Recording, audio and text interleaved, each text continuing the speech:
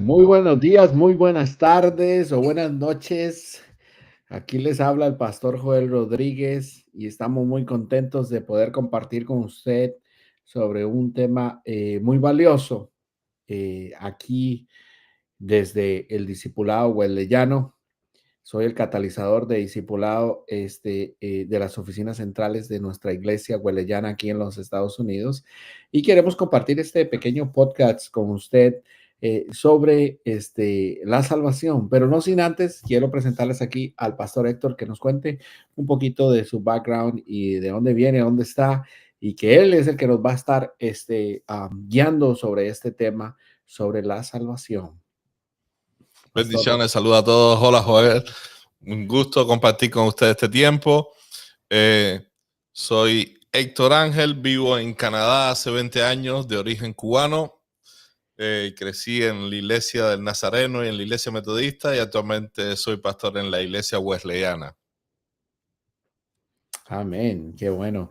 Y qué bueno que se conecta con nosotros y que esta es la primera vez que hacemos un podcast juntos y estamos muy gozosos y anduvimos buscando, investigando qué temas podemos compartir con ustedes, oyentes y televidentes, sobre la vida cristiana y nuestra creencia hueleyana, arminiana, y queremos traer este tema tan importante que ¿qué es la salvación?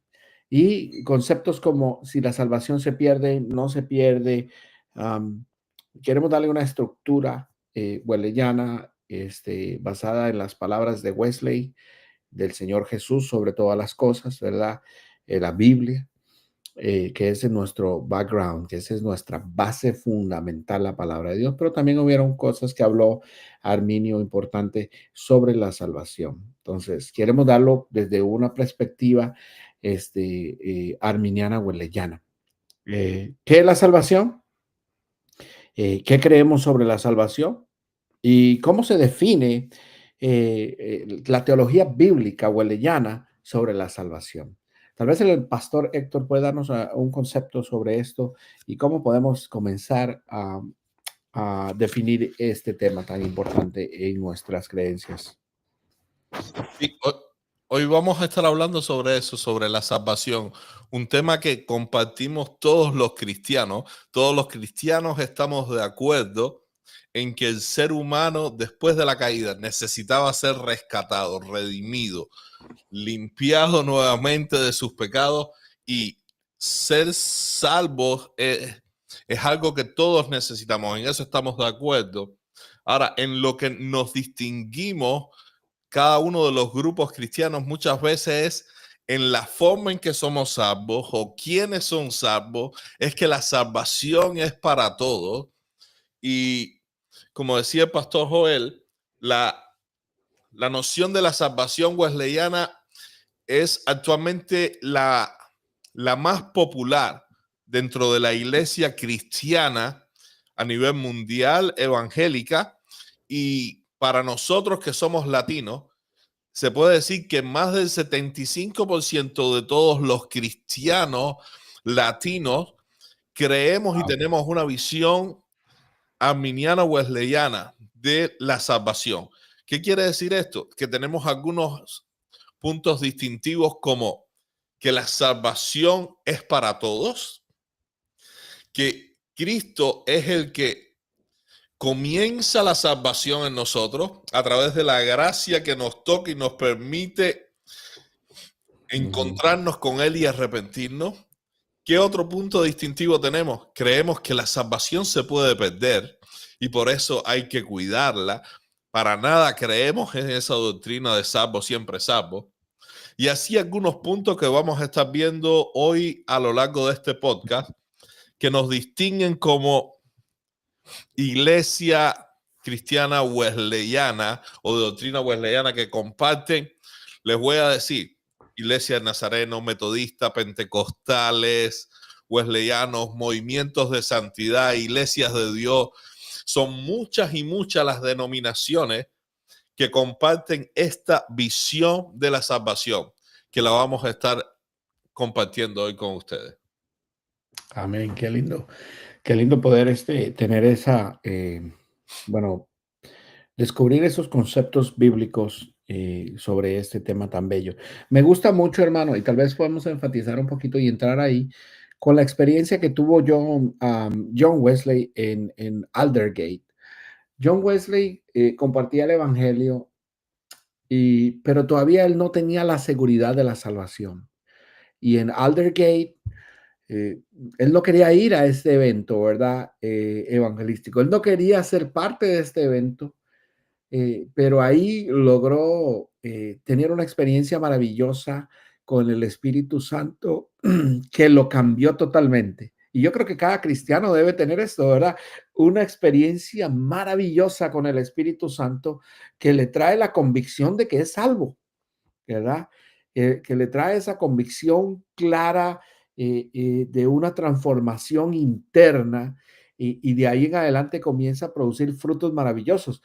Cuéntenos algo, hermano, sobre John Wesley y la experiencia que él tuvo en Aldergate, que cambió su vida para siempre. Sí, Wesley, una de las cosas que lo caracteriza es que no es solo un teólogo de palabras, sino es un teólogo también de experiencia. Fue alguien que logró alinear tanto la Biblia como la razón, como la experiencia, la tradición. Para él, eso eran los 4 pilares que lo ayudaban a interpretar las escrituras. Y su experiencia personal fue algo que marcó el cristianismo después de los conceptos que él dio. Y sucedió por una etapa de crisis. La crisis espiritual que él vivió y que viví en Inglaterra en los tiempos de John Wesley fueron las que produjeron ese movimiento. Les pongo un poco en contexto. John Wesley nació en el 1703, en la época en que Inglaterra era general, a lo largo de Inglaterra, la religión que dominaba, que era la religión del Estado, era la iglesia anglicana. Ellos habían tenido ya una reforma más política y sucedía que todo el que nacía era bautizado como cristiano en la iglesia anglicana, venía a los pies de Cristo en términos de papeles, y eso es lo que en la teología se conoce como cristianos nominales. ¿Qué quiere decir esto? Son cristianos superficiales. Son los cristianos que nosotros escuchamos en América Latina que se dice, yo soy cristiano, pero no soy practicante. Y Wesley había crecido con esta mentalidad de que yo soy cristiano, yo soy bautizado, vengo de una familia cristiana, generaciones de pastores por los dos lados, de la mamá y por el padre, con una disciplina muy estricta, bien enseñado en los valores de la fe, estudió hasta en la Universidad de Oxford y todas esas cosas. Pero Wesley se dio cuenta de una cosa en su viaje misionero a América cuando vino a predicar a Georgia, y es que él no sentía la seguridad de la salvación de que si moría iba a poder ir al cielo. Y en el barco, en medio de la travesía, todos pensaban que se iban a morir, y de pronto él se encuentra un grupo de personas que está en ese barco, que están muy tranquilos, y es como el gran evangelista que viene a América a predicarle a los indios, se encuentra con ellos y le dice, ¿ustedes no tienen miedo de morir? Y dicen, no, somos cristianos. Y entonces dice, bueno, yo soy ministro, vengo a evangelizar y yo no tengo esa paz. Y después de tiempo indagando, él se conecta con varias personas de esas, incluido un líder muy famoso que se llamaba Pedro, y le hablan y le dicen, sigue buscando la fe, sigue predicando la fe hasta que la encuentre. Y eso es lo que sucede en Aldergate ese día, ese 24 de marzo, y es que Wesley siente que su corazón ardía, que sus pecados eran perdonados, Aleluya. era salvo por primera vez a pesar de toda su background y toda su historia cristiana. Y él lo siente en medio de que están leyendo, como decía el pastor Joel, un comentario a la epístola de Romanos de Lutero en una reunión que él no quería ir, que se había forzado a ir, es donde él encuentra eso. Y es a partir de esa experiencia de la salvación que él sale a predicar con un mensaje revolucionario en un país que todos se consideraban cristianos. Pero él les decía, es necesario nacer de nuevo. Y la gente decía, ¿cómo es posible? Nacer de nuevo, eso predícaselo a los indios allá en América que le vas a predicar. Wow. A los nativos, pero no a nosotros. Nosotros somos cristianos de generaciones.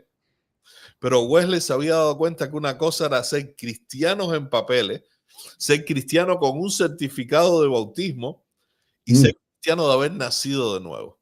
Y eso marcó la doctrina wesleyana porque se requería también una experiencia de conversión, una experiencia que traía seguridad a la persona de que sus pecados habían sido perdonados, que había nacido de nuevo y que estaba reconciliado con Dios. Amén, amén. Qué lindo. Bueno, y esto nos lleva a la escritura donde la experiencia que tuvo el Señor Jesús con Nicodemo, ¿verdad? Que es necesario, ¿verdad? Nacer de nuevo. O sea, y él preguntaba, ¿y cómo puede nacer de nuevo el hombre? ¿Acaso puede entrar en el vientre de su madre otra vez, verdad? Y el Señor Jesús le dijo, del agua y del espíritu es necesario nacer. Y eso fue lo que le ocurrió a John Wesley, una experiencia extraordinaria, ¿verdad? Y por eso estamos hoy mencionándolo. ¿Y por qué mencionamos tanto a Wesley? Porque él es el fundador del metodismo, él es el fundador también de nuestras iglesias wesleyanas, ¿verdad? De ahí viene nuestra doctrina y enseñanza. Quiero hacerle tal vez otra pregunta aquí o mencionar sobre la salvación, que es la salvación es ofrecida para todos, hermanos. Pero debe ser aceptada libremente. Eso es lo que nosotros creemos, que la gracia viene y es extendida al hombre, pero el hombre tiene que agarrarse a esa gracia. ¿Cómo lo puedo yo ver esto? Hay un cuadro donde se ve Dios, supuestamente Dios, y se ve el hombre extendiendo la mano. Y hay quienes creen que eso es imposible, que nosotros no somos capaces de hacer absolutamente nada. Lo que nosotros sí podemos hacer, y esta es nuestra base fundamental, es responder hacia esa gracia maravillosa de la salvación. Ese regalo, ¿verdad? Que es Cristo extendido hacia nosotros y que nosotros nos podamos agarrar de esa mano. Entonces, la salvación es gratuita y es ofrecida a todos, pero debe ser aceptada libremente por la fe y el arrepentimiento. Esos son dos puntos bien importantes. Cuando el tiempo de Pentecostés, que predicó luego el apóstol Pedro, él decía, arrepiéntanse y conviértanse, ¿verdad? A Cristo. Y eso es lo que quiere decir la salvación, el volverse a Dios. Es un cambio radical en la vida del hombre. Hay quienes dicen que no son salvos. Bueno, no son salvos porque su vida y su forma de actuar son totalmente contrarias. Sí van a la iglesia, como lo decía el hermano Héctor, van a la iglesia y pueden creer que, bueno, que yo voy a ir al cielo, pero tiene que haber un concepto bien claro y una seguridad de la salvación. ¿Quién es el que da la seguridad de la salvación? El Espíritu Santo da testimonio de que nosotros somos hijos de Dios. No hay otra forma. Por eso hay muchos conceptos y luego vamos a hablar un poquito sobre esos conceptos que se están dando en nuestra cultura hispanoamericana y creo que latinoamericana también, conceptos sobre la salvación, que es imposible que se pierda, que el que es salvo siempre salvo, y nosotros no estamos a favor de ese concepto. Eh, Errado, ¿verdad? Eh, Ahora bien, la salvación, ¿se puede perder la salvación, hermano Héctor? Deme una base sobre eso. Si se puede perder la salvación, ¿qué creemos nosotros los hueleyanos sobre esto? Sí, y es que está escrito en la Biblia claramente que hay que cuidarla, que hay que permanecer en la salvación, que hay que mantenerse alertas en cuanto a la salvación. Pero hay un grupo que con su doctrina calvinista lo que hacen es decir que la salvación no se puede perder porque es Cristo el que la ganó por nosotros. Y eso es una falacia un poco simple de entender, porque la salvación es un regalo para nosotros y Claro. lo que se pierde no es la efectividad de la salvación, sino es el cristiano el que pierde su salvación. La disponibilidad a ser salvo siempre está ahí. El sacrificio de Cristo siempre sigue efectivo. Ahora, es la persona la que la rechaza. De la misma manera que la salvación es una invitación a la cual nosotros estamos llamados a entrar. Jesucristo usaba mucho la ilustración de una invitación a bodas o una invitación a una cena. Porque la salvación es como eso, es una invitación que Dios nos hace a volver a estar en comunión con Él, a volver a estar restaurados en nuestra relación con Él.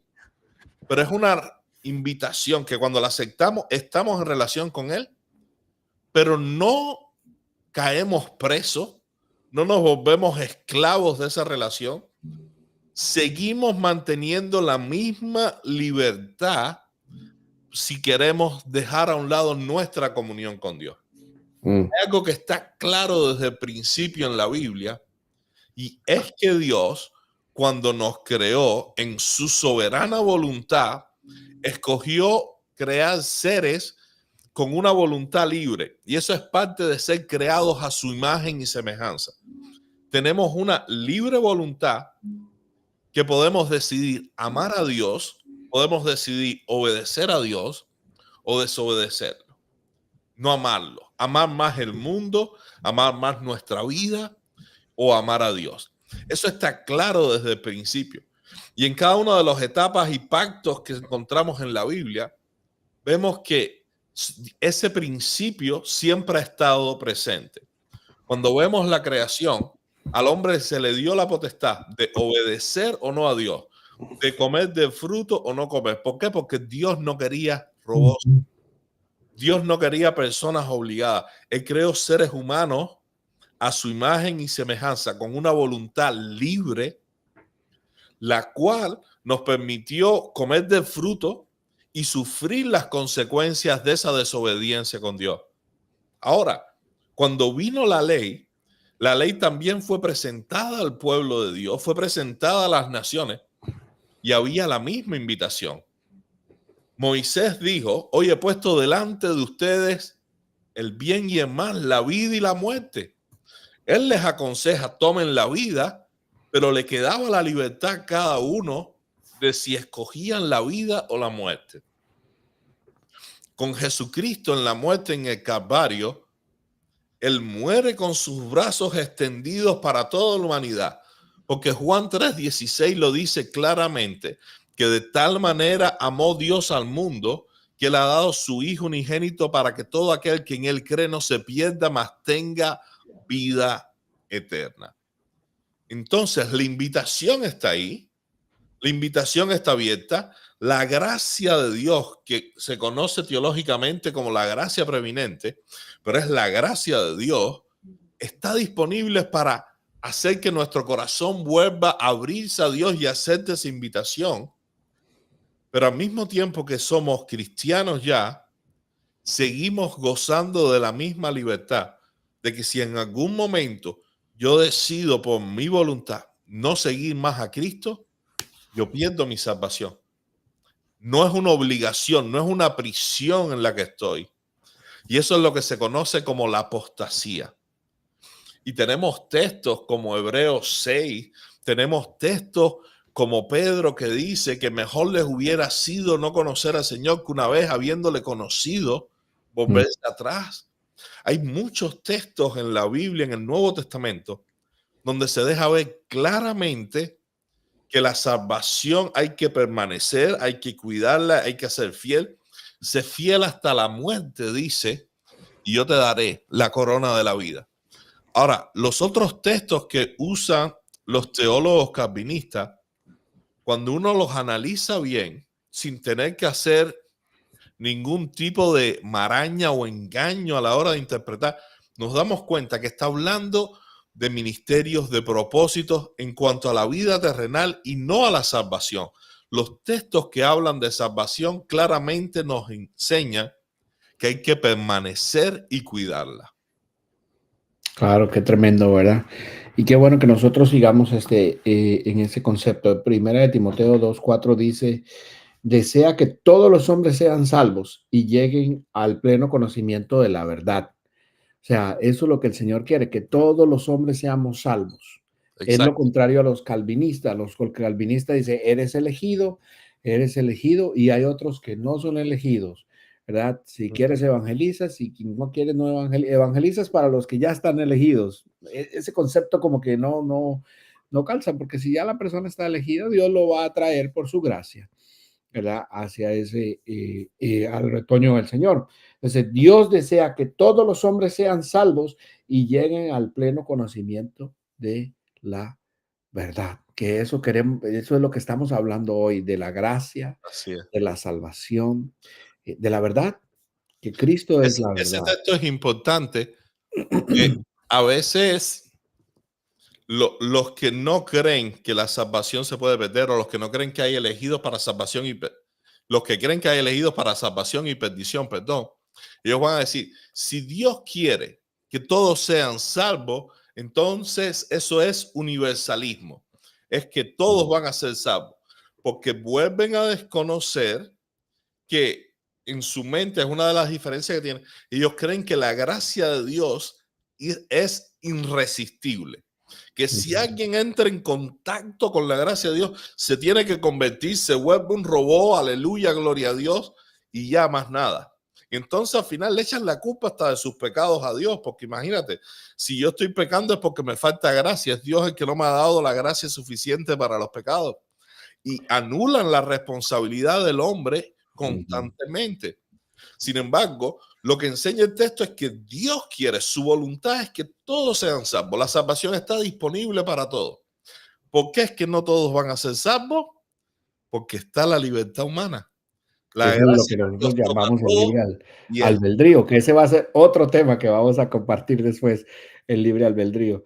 sí, Yo tengo una persona que conozco que él dice, es que yo nunca he experimentado lo que otros han experimentado y por esa excusa entonces no es constante en las cosas de Dios, simpatiza con las cosas de Dios, y este asunto de la gracia no siempre es una experiencia religiosa, ¿verdad? Como algunos opinan. Recuerda que todo el mover del Señor en la palabra es por fe, pero si anhelamos de verdad tener una experiencia, va a ocurrir. Es lo que le decían a Wesley, espera, sigue predicando, sigue enseñando, sigue porque va a llegar.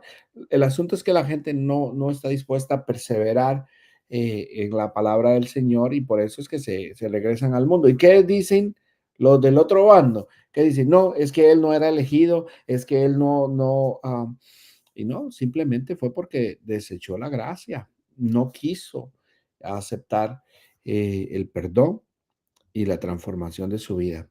Hemos exacto. estado en la iglesia enfatizando mucho el versículo que dijo Jesús, que a la verdad la carne es débil. Cuando él estaba orando en Getsemaní, ¿verdad? Y los discípulos no duraron ni una hora orando. Y a la verdad la carne es débil.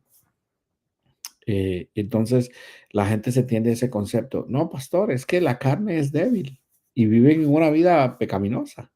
Ahora, no hablamos de la salvación para que la gente pueda hacer lo que quiera y decir, bueno, ahora que yo tengo un concepto diferente de la salvación, ahora puedo hacer lo que yo quiera. No, hay que buscar la santidad, hay que cuidar la salvación, eh, hay que poseerla, ¿verdad? El Señor se la da a usted y ese es el regalo.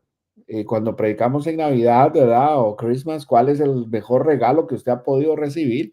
Y la gente nos dice, bueno, yo recibí esto, recibí el otro, eh, pero el mejor regalo que el hombre puede recibir y aceptar es la gracia preveniente. Esa gracia es el regalo hacia la salvación y la libertad completa sobre el pecado y sobre el mundo en que vivimos. Amén.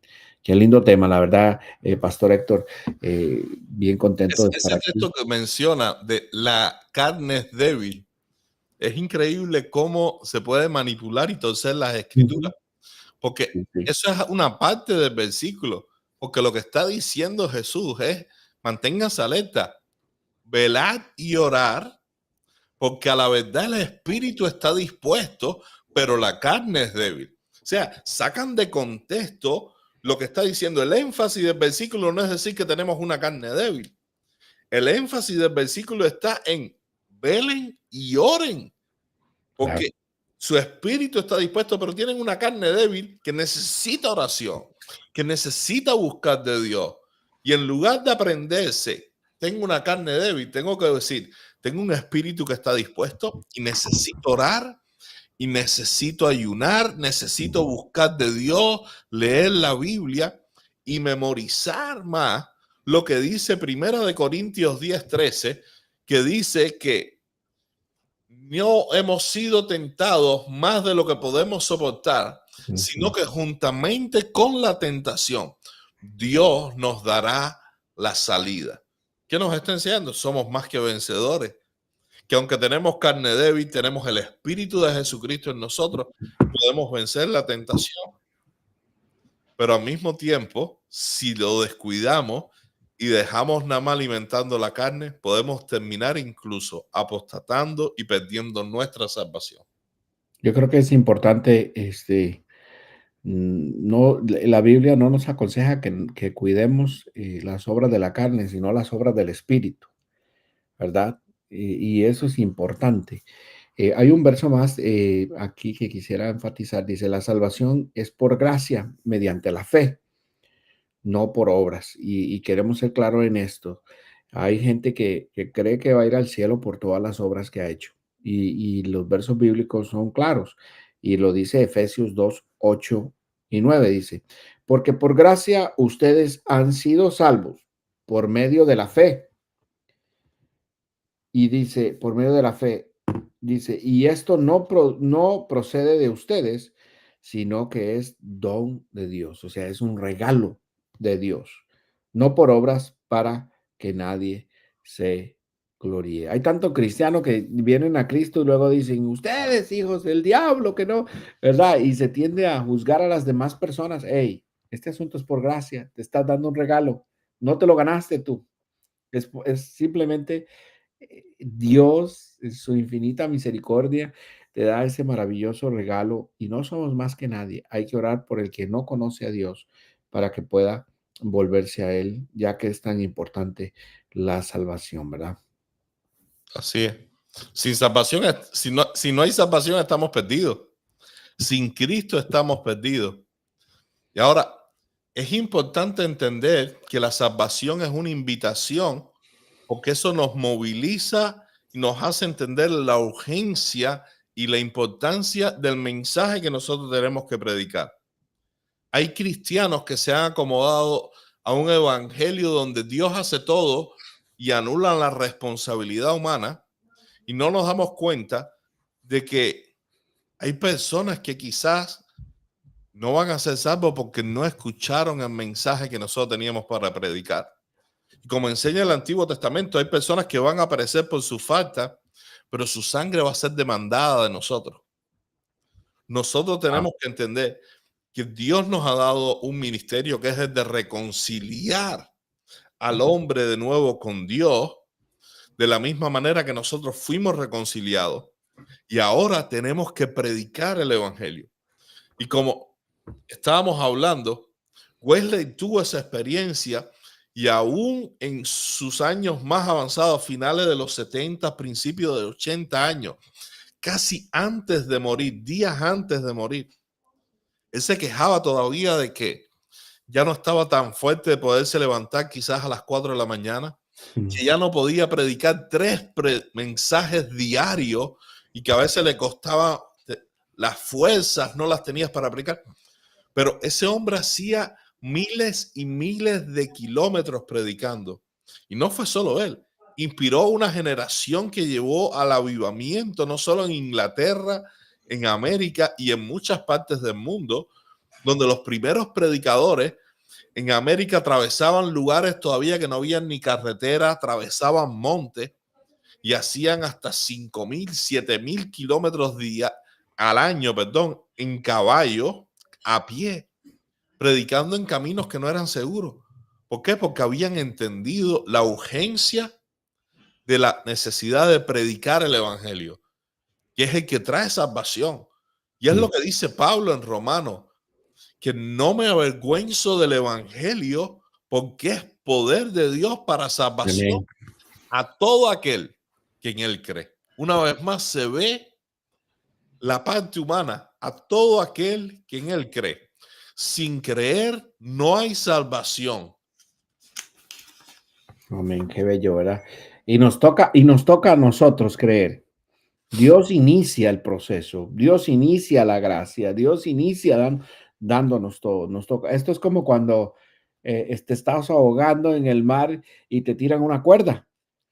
¿Quién tiene que agarrar la cuerda? La cuerda no te va a venir y te va a lazar y bueno, y si lo hacen así, gloria a Dios, pero literalmente vos tenés que agarrar la cuerda para que te saquen.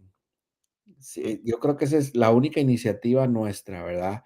Y luego, ¿verdad? Los cambios que uno tiene que hacer, ¿verdad? Porque sí, ocurren cambios que tiene que uno que hacer y de cambios de conducta, de carácter, cambios de malos hábitos, pero ya todo es el proceso, ya el Señor le ayuda a uno a pasar ese proceso, ¿verdad?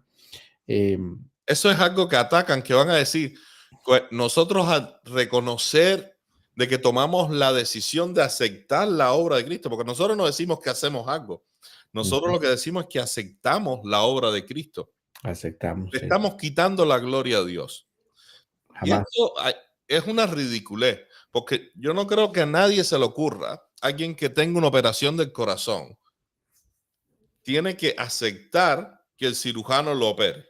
Usted tiene que dar su acuerdo en un hospital cuando lo van a operar de cualquier cosa. Claro. Perdón, usted firma por eso. Y a nadie se le ocurre decir, le estoy quitando la gloria al cirujano y gracias a mi autorización, yo estoy salvo hoy porque me curaron. Jamás. Ay, ay, ay. Arminio, defendía la cooperación del hombre con la gracia divina, dice, sin negar la soberanía de Dios. Que hoy eso es lo que queremos hacer, no queremos negar la soberanía de Dios, es un regalo y yo no hice nada por ese regalo. Yo no merecía ese regalo, pero cuando llegó ese regalo tan maravilloso y pudimos experimentar la gracia en nuestra vida, eh, eh, eh, algo sucedió, algo ocurrió, hermano. Yo puedo contar un poquito de mi testimonio cuando esa gracia llegó a mi vida a los 17 años, después de una fiesta con unos amigos a las 5 de la mañana o 6 más o menos, de que estábamos en la casa puros jóvenes, ya era amaneciendo en el 2000, en el 1996.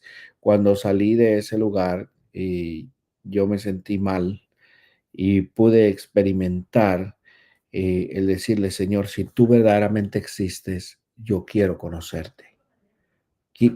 Yo solo respondí eso, hermano Héctor, pero la gracia fue la que me alcanzó, me abrió los ojos al ver que yo no quería vivir en pecado, que yo no quería vivir entregando mi vida al maligno, en los deseos y placeres de la carne. Y algo ocurrió ahí maravilloso y pude sentir hasta la entera santificación en mi vida, pude experimentar ese día. Algunos no la experimentan como yo, algunos tienen que esperar como John Wesley, pero téngalo por seguro que vendrá. Nosotros somos colaboradores de esto. No es que nosotros hayamos hecho nada, toda la gloria es para el Señor, ¿ya? Pero si vamos al el tiempo de Pentecostés, cuando vemos que se derrama el Espíritu Santo y no se quedaron callados, todos hablaban en otros idiomas para poder entender lo que decían. Y el apóstol Pedro que le predicó a una multitud, ya Jesús no estaba. ¿Quién hizo el trabajo? Lo hizo Pedro. ¿Ah? Entonces, ya cuando la gracia viene, y nosotros por la fe lo creemos. Entonces viene la justificación, la generación y la santificación a nuestra vida. Es maravilloso lo que Dios hace. La verdad es que eh, la gracia puede ser resistible. El ser humano puede rechazar la salvación. Claro, hay muchísima gente que dice, no me traigas eso, no quiero hablar de eso, no quiero conocer a tu Jesús, tu libro histórico no me interesa. Y bueno, bendecimos a esa persona. Si quiere llevar esa vida, y al final todos nos presentaremos delante de Dios. Eso téngalo por seguro, que ninguno se va a escapar. Todos vamos a venir delante del trono de la gracia y ahí el Señor nos va a decir, oh, ven buen siervo fiel, por cuanto fuiste fiel en lo poco, en lo mucho te pondré. O te dirá el Señor, alejaos de mí, que nunca os conocí. Así que nosotros elegimos y si queremos vivir la vida en santidad, si queremos vivir, aceptar esa gracia, si queremos aceptar esa gracia, hoy es un día para que usted que nos está viendo pueda aceptar esa gracia. Y si usted se siente mal y se siente en dificultades y siente que Dios le está hablando, la gracia quiere venir a tu vida. Nosotros somos estos instrumentos que queremos hablarle a usted sobre Jesús. Jesús nos cambió, Jesús murió por nosotros, su sangre nos redimió, nos ha purificado y nos viene transformando, nos lleva, la Biblia dice de victoria en victoria y de triunfo en triunfo, nos lleva por ese proceso hasta que nosotros cuando ya nos muramos vayamos en un cuerpo glorificado, ¿verdad? Eh, la seguridad de la salvación es condicional, dice. Uno puede apartarse. Ujú, Entonces, lo dijo el hermano, en tu mano, dijo Deuteronomio 28, si quiere leerlo, ¿verdad? Dijo, te pongo la bendición y la maldición, tú eliges. Y ese es el maravilloso regalo del Señor, que nos permite que nosotros podamos elegir. ¿Queremos la salvación o no la queremos? ¿Queremos un cambio en nuestra vida? ¿Queremos un cambio en nuestro matrimonio? ¿Queremos que nuestros hijos y su generación sea diferente? ¿Verdad? Entonces, aquí está el regalo de la gracia de Dios. Amén. Hay algo que tenemos que reflexionar tranquilamente, y es que existen esas dos opiniones que se combaten en la teología, de si la salvación se pierde o no se pierde. Nosotros creemos que sí se puede perder. Ahora, no creemos que la salvación es algo que tú la pierdes porque mentiste, pecaste, esto. Es un proceso, es una decisión. Tú reniegas la fe. Hay grupos que lo llevan al extremo que es como que Dios está escribiendo y borrando tu nombre constantemente. Pecaste, no Ujú. faltaste a la iglesia una semana, te borro. Y usted escucha a la gente decir, oh, si Cristo viene y tú no viniste a la iglesia y estaba mintiendo en ese momento, te queda. Hablan de la salvación como si fuera de verdad una acción, y tenemos que tener claro, no perdemos la salvación por nuestros pecados, porque para nuestros pecados tenemos la sangre de Cristo que nos limpia de todo pecado. Perdemos nuestra salvación cuando perdemos la fe. Somos salvos por fe. Cuando tenemos la fe en lo que Cristo hizo, somos salvos. Si negamos nuestra fe, como dice Hebreos, vamos a ser lo más miserable de los hombres. Vamos Wow. a perder esa salvación. Ahora, hay algo interesante. Si usted todavía no está convencido y le queda algo, yo le digo que pese las dos opiniones. En el caso de que la salvación en realidad no se pueda perder, digamos, aunque no lo creo, digamos que la salvación no se pierde, pero yo vivo toda mi vida cuidándola de todas maneras. Cuando llega al cielo, Jesús me va a decir, la cuidaste y no hacía falta, pero fui salvo. En el caso que sea lo contrario, Mm, usted vive descuidando su salvación y la termina perdiendo. Y cuando llegue delante del juicio y se encuentre con Dios y diga usted, no, pero yo creía que la salvación no se perdía. Y Dios le diga, pues creías mal. En realidad se puede perder. Usted habrá perdido su salvación. Entonces, valoremos. Si usted a lo mejor no tiene y dice, no estoy para entender esas cuestiones teológicas tan profundas, por lo menos pese las consecuencias. ¿Cuál es la consecuencia de creer que no se pierde y cuál es la consecuencia de creer que se pierde? Yo, si no pudiera entender mucho, por lo menos me agarraría de la que me asegura que voy a estar con Cristo por la eternidad. Porque es algo tan preciado, algo que pone en riesgo la eternidad nuestra, que es algo tan importante, que yo diría, vale la pena pensar un minuto en esto, vale la pena reflexionar y vale la pena vivir como enseña la Biblia, con temor y temblor, cuidando y creciendo en santidad para poder pasar nuestra eternidad juntos con Jesucristo. Amén. Gloria a Dios por eso. Y tenemos muchos conceptos que podemos enfatizar, pero queremos ser sencillos. Y yo sé que usted lo puede comprender y es lo que nosotros queremos, que usted sea sencillo. No queremos darle, aquí podemos tirarle un montón de conceptos teológicos, pero vas a quedar más confundido que de verdad dispuesto a comprender sobre la salvación. Wesley enfatizaba el arrepentimiento inicial y la fe como condiciones para la justificación y el nuevo nacimiento. Dos condiciones, y es el arrepentimiento inicial, ¿verdad? Y la fe para poder tener esa justificación, ¿verdad? Y el nuevo nacimiento, ¿verdad? Ahora, ¿qué es el arrepentimiento, ¿verdad? Es dar un cambio de dirección, ¿verdad?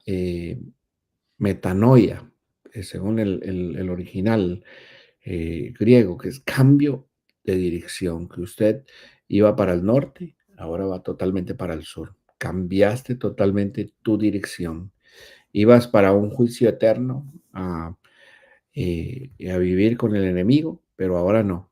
Ahora como cambiaste de dirección, una eternidad con el Señor Jesús. Y eso es fabuloso. Cambio de dirección, y Wesley lo enfatizaba, ¿verdad? Que el arrepentimiento inicial y la fe son dos condiciones. Si no tenemos fe, sin fe dice la Biblia que es imposible agradar a Dios. Y que el que se acerca a Dios crea que le hay y que Él es galardonador de lo que le buscan. Entonces hay que acercarse con fe al Señor. Y Dios está extendiendo su mano como el cuadro, ¿verdad? Donde están los dos extendiendo la mano.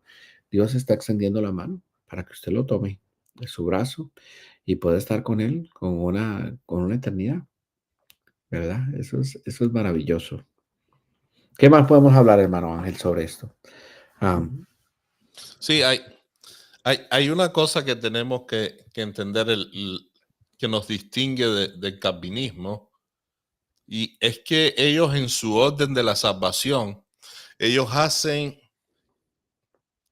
entender y fuerzan demasiado muchos textos bíblicos a la hora de decir que el hombre tiene que nacer de nuevo. Dios produce que nazca de nuevo y es después que se arrepiente y después que cree. Porque si no nace de nuevo no puede creer. Pero están cambiando el orden completo en todos los textos. Porque lo que Jesús enseña es que nos tenemos que arrepentir, tenemos que creer y entonces es que podemos nacer de nuevo. La gracia de Dios nos capacita para hacer, y eso es lo que llamamos la gracia preeminente, es la gracia que ha sido dada para toda la humanidad y que permite que la persona pueda aceptar o no esa invitación.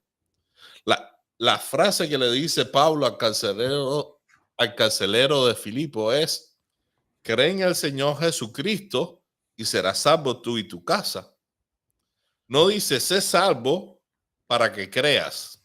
Ahí está claro, es cree y vas a ser salvo. La salvación es una consecuencia de creer, y el creer incluye el arrepentimiento. Por eso hay que dar frutos que demuestren que estamos arrepentidos de verdad, que hay un arrepentimiento sincero. Y es ahí cuando podemos tener la experiencia de la salvación. En el lado de la teología calvinista, ellos van a hablar de esa gracia que ellos la mencionan más como una gracia universal, lo cual nosotros llamamos la gracia preeminente, que es la gracia de Dios para todos. Sin embargo, ellos, aunque hablan demasiado y dicen que tienen las doctrinas de la gracia, esa gracia de ellos no es para la salvación. Según ellos, es la gracia que hace que el mundo se mueva, que Dios sustenta todo, que hace que el sol salga sobre buenos y malos. Pero esa gracia no funciona para la salvación. Sin embargo, lo que nos enseña la Biblia y lo que creemos nosotros, y la mayoría, como decía, de iglesias, si usted está escuchando el podcast y acaba de comenzar, esta doctrina la cree más del 75% por ser modesto de las iglesias evangélicas en Latinoamérica. Lo creen los pentecostales, nazarenos, metodistas, wesleyanos, grupos de santidad, iglesias de Dios de la profecía. Todos tenemos esta visión de la salvación, que hay que creer para poder ser salvo y que la gracia de Dios es la que está constantemente tocándonos para que nosotros nos volvamos de las tinieblas a su luz admirable. Y es por eso, y vuelvo a hacer énfasis, nosotros como mensajeros, como predicadores del evangelio, tenemos que predicar a tiempo y fuera de tiempo, predicar a toda persona, no juzgar y pensar este quizás es escogido y este no, sino predicarles a todos, porque la salvación está disponible para todas las personas. De tal manera amó Dios al mundo que ha dado su Hijo unigénito para que todo aquel que en él cree no se pierda, mas tenga vida eterna. Porque la voluntad de Dios es que ninguno perezca, sino que todos procedan al arrepentimiento. Y es por eso que Cristo todavía no ha regresado, porque tiene paciencia y está esperando que todos procedan al arrepentimiento. Ese es el deseo de Dios. Por eso tenemos que levantarnos y predicar. Predíquele a su vecino, predíquele a su familiar, predíquele al compañero de trabajo. Si ayer no le aceptó el mensaje, vuélvale a predicar hoy. Si hoy no le aceptó el mensaje, vuélvele a predicar mañana, porque los brazos de Cristo están abiertos para aceptar, limpiar y hacer nacer de nuevo a todo aquel que los recibe. Amén. Juan 6:44 nos dice, nadie puede venir a mí si no lo trae el Padre que me envió, y yo lo resucitaré en el día final. Sabemos que los calvinistas toman este verso también como para decir es solo Dios, solo Dios, solo Dios. O sea, no hay forma de que tú tengas respuesta, no existe ese tipo de gracia, no existe ese regalo. Ya fuiste elegido. Yo a veces me pongo a pensar, bueno, si Dios tenía ese concepto de elegir, ¿para qué mandó a Cristo? ¿Y por qué el verso dice que por todos murió? ¿Y por qué lo tergiversan el verso y dice, no es por todos, solo aquellos que son elegidos? ¿Por qué tergiversar la palabra de Dios para tener un concepto humano pensando que vamos a lograr algo? Cristo murió por todos. Y para todo aquel que en él cree, ahí está, no se pierda, sino que tenga vida eterna. Jesús murió por todo el mundo. Ahora, ¿por qué todo el mundo? ¿Por qué no es salvo? Bueno, porque hay una condición y la condición es creer. ¿Mm? Pero ya después de que aceptamos lo que Cristo hizo. ¿Mm? Sí, La gracia preveniente, dice, es la gracia que va delante de la conversión. La gracia primero. Y luego viene la conversión. No podemos convertirnos y luego yo voy a creer, como dijo el hermano Héctor. Eso es imposible. ¿Ah? O sea, si te pones a analizar con este cerebro tan bello que el Señor nos ha dado, no podemos, eh, eh, yo no puedo decir, "Hey, yo voy a manejar un vehículo si antes, por lo menos conocer lo básico del vehículo. Dios nos da lo básico, ¿verdad? Para poder ser salvos. Dice, hey, aquí estoy, morí por usted. Esto fue lo que hice yo. ¿Ah?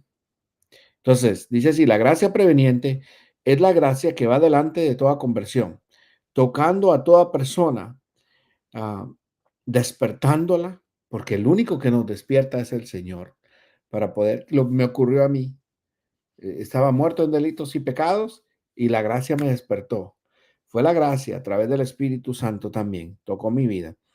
Ah, dice, tocando a las personas, despertándolas, atrayéndolas, iluminándolas para que pueda responder libremente a Cristo. Me gusta porque dice para que pueda responder libremente a Cristo. Y el Señor alaba eso, que, ¿verdad? En muchos casos el Señor no le dice, hombre de poca fe les decía, ¿por qué dudaste? El Señor quiere que no dudemos, el Señor quiere que creamos en Él y que tengamos ese deseo de conocerle a Él a plenitud. Y la gracia nos despierta, hermanos y amigos que nos ven.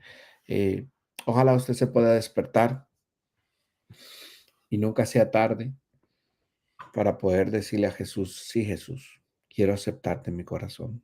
No lo conozco, no sé cómo funciona, hey, pero no me voy a quedar con la duda.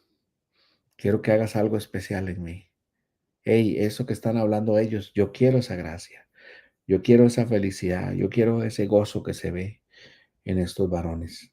Y el único que lo tiene es usted. No sé si eres real, no sé si existes, pero hoy quiero darte esta oportunidad. Hey, ahí está el regalo para usted. Amén. Así es.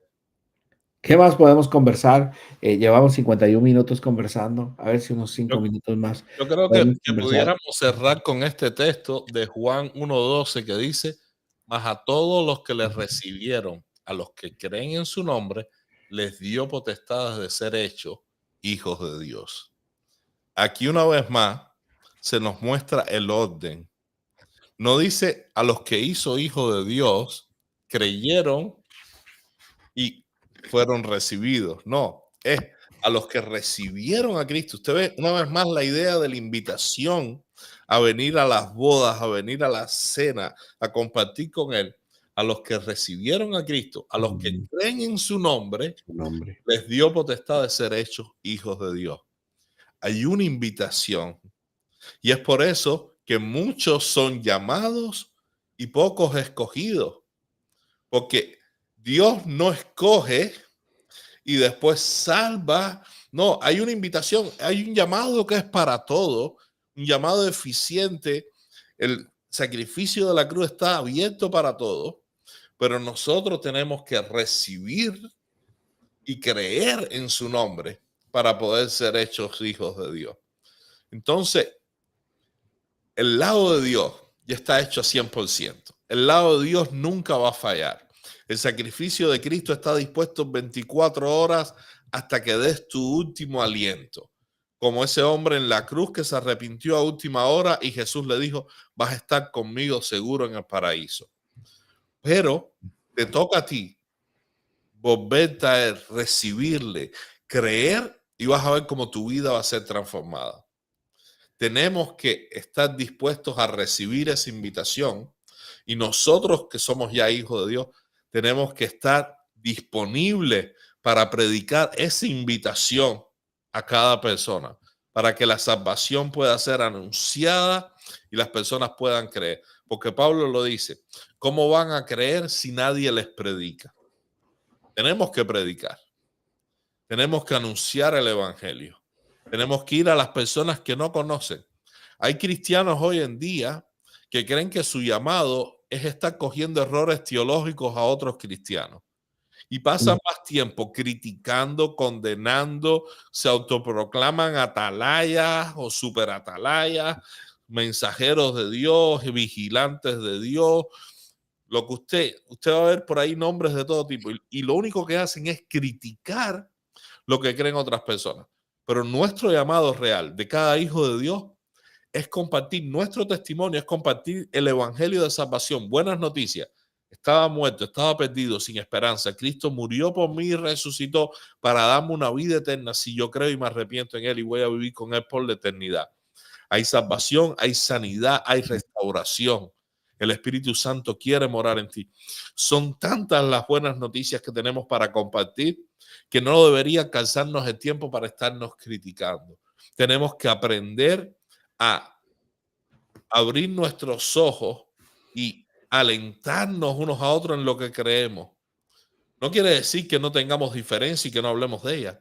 Lo que tenemos que hacer es no tomar las cosas personales. En este podcast hemos estado hablando de doctrina, de creencias, de nombres de doctrina, pero no de nombres de personas. No hemos atacado a ninguna persona en particular.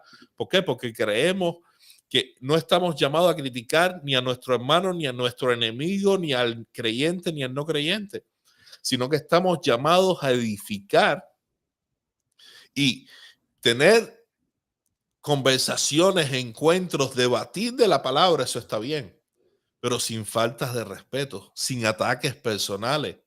Tenemos que ir a la Escritura y está en juego nuestra salvación. Una mala creencia puede hacer que alguien se pierda, pero no, los seres humanos no son nuestros enemigos. La Biblia dice, nuestra lucha no es contra carne y sangre.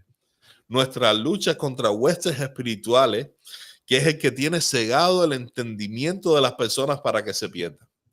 Entonces, yo le animo a cada persona que está escuchando este podcast hoy que sea consciente de su responsabilidad para predicar el evangelio, que sea consciente en no atacar a otros hermanos y que sea consciente de que necesita profundizar en las escrituras, porque es en ellas que encontramos el mensaje de salvación que tiene que ser predicado y que tenemos que guardar nosotros para cuidar nuestra propia salvación y no ser engañados con ningún tipo de doctrina humana que pueda afectar nuestra salvación.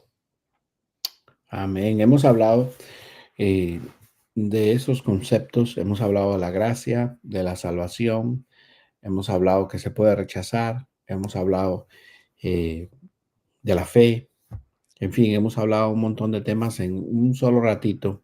Ahora bien, quiero terminar con esto. La salvación produce frutos. ¿Cuáles son esos frutos que nosotros podemos tener cuando la persona ya es salva? ¿Qué evidencia debemos mostrar o debe mostrar una persona verdaderamente salva según la Biblia? Y le voy a pedir al hermano Ángel que nos dé algunos frutos que debe mostrar el creyente al recibir al Señor Jesús en su corazón, al reconocerle eh, y ya tomar la gracia, ¿verdad? Sí, hay algo que tenemos que entender. Los frutos y la noción del nuevo nacimiento, el apóstol Pablo la desarrolla muy bien en Primera de Corintios, cuando habla a una iglesia que él mismo considera carnal y que debería haber crecido más y todavía no estaba creciendo.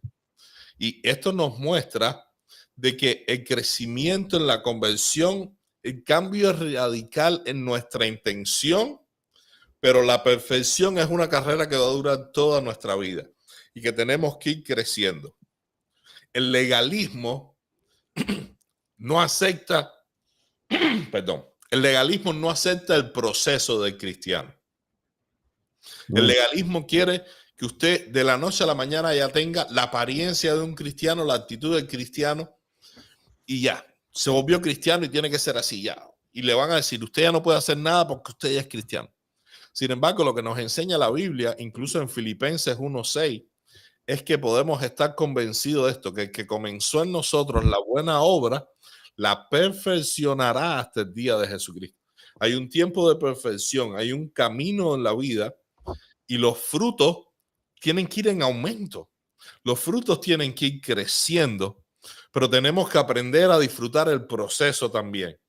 No estancarnos como los corintios, que Pablo les dice, ustedes ya deberían ser maestros y todavía son niños que no pueden ni comer carne y tienen que estar tomando leche. Hay personas que se estancan, pero tenemos que estar conscientes que hay un proceso. Entonces, yo le animo a que usted mismo evalúe su fruto. ¿Cómo ha crecido su paciencia? ¿Cómo ha crecido el amor? ¿Cómo ha crecido la santidad? ¿Cómo ha crecido la benignidad, el deseo a los otros? ¿Cómo ha hecho que muera lo terrenal en usted? Que ya no haya lujuria, que ya no haya malos pensamientos, que ya no le deseen mal a las personas, que ya usted no sea vengativo. Todo ese cambio usted lo tiene que ir viendo y progresando. Y qué mejor cosa que usted incluso pueda notar en las noches, cada noche, una vez a la semana, y usted puede ir viendo su propio cambio. ¿Cómo es que su corazón ya no desea las cosas malas, sino empieza a desear las cosas buenas? Comienza a desear las cosas de Dios. Comienza a desear buscar a Dios, leer la palabra, conocerlo más. Esos son frutos que demuestran la conversión de un cristiano. Cuando cada vez más ya le perdemos el gusto o el interés, nos sabe malo pecar. Nos damos cuenta y nuestro entendimiento nos muestra que el pecado no es simplemente una regla que Dios nos puso, sino que Dios lo puso porque me hace daño a mí. El pecado no le hace daño a Dios. El pecado me destruye a mí. El pecado me amarga a mí. El pecado me hace daño a mí y a los que están a mi alrededor. Y cuando uno empieza a entender eso, pierde el gusto por el pecado y empieza a buscar la santidad y el amor que bendice nuestra vida y bendice la vida de los que están a nuestro alrededor. Y esos son frutos que podemos ir experimentando a lo largo de nuestra vida desde el día número 1, porque nacemos con un nuevo corazón y llenos del Espíritu de Dios. Amén. ¿Usted tiende a orar en el podcast? ¿Podemos hacer una pequeña oración? Sí, seguro. Vamos a orar. Señor, te damos gracias por infinitas, por tu gracia maravillosa y por el tiempo que nos has dado de estar aquí, Señor. A todos los que están ahí, que nos han visto, a muchos de ellos, Señor, que tal vez nunca le han dicho sí a tu gracia, Señor, que hoy puedan ser tocados por tu mano poderosa. Alguno que tenga un problema, una adversidad, que esté en el hospital, una enfermedad, Señor, tú eres el Dios sanador por excelencia. Te pedimos, Señor, que tu gracia venga sobre ellos, Señor, y les fortalezca. Y tu mano sanadora a través del Espíritu Santo venga sobre cada persona, Señor, y sea restaurada, sanada, salva y santificada por tu obra maravillosa, Señor. Una vez más, oramos para que el poder tuyo, ese poder maravilloso que nos ha alcanzado, esa gracia redentora, Padre Celestial, esa gracia preveniente, Señor, que es el inicio del proceso de la vida cristiana, Señor, venga sobre cada persona y le toque, le transforme y le guíe en este caminar, en este mundo que vivimos, en esta jornada, Señor, y que podamos vivir en plenitud, haciendo lo que tú nos has mandado a hacer, Señor. Bendice a cada oyente, a cada persona que nos ve por este medio, y en el nombre poderoso de Cristo Jesús te lo pedimos. Amén y amén. Amén. Pastor Héctor, Ángel, Dios me le bendiga. Qué bueno que pudimos conectarnos por aquí y bendiciones a todos los que nos han visto. Y este va a ser uno de los muchos podcasts que vamos a estar compartiendo y no profundizamos. Yo creo que vamos a hacer otro en donde profundizamos los temas y tengamos más pastores y líderes que compartan con nosotros para poder trayendo estos temas tan preciosos. Dios me le bendiga, familia huelellana y todos los que nos vieron a nivel mundial. Bendiciones para todos. Bendiciones.